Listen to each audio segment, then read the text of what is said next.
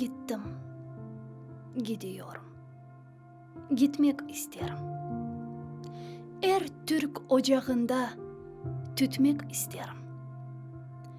Çettemen geçtiğim keniş çöllerde onun devesini gütmek isterim. Babamdan dinledim, dedem kim edi? Kimlerle tuşmuş, kimlerle kalkmış da.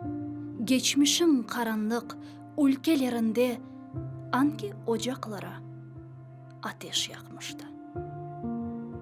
Yaktığı ocaklar, yattığı yurtlar hangi bir baykuşlara meskin olmuştur?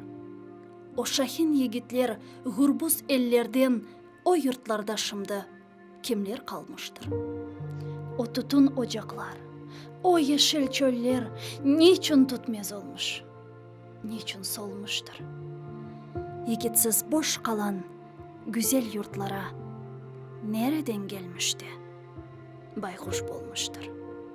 O atsız, hesapsız davar sürüsü hangi canavara kurban olmuştur?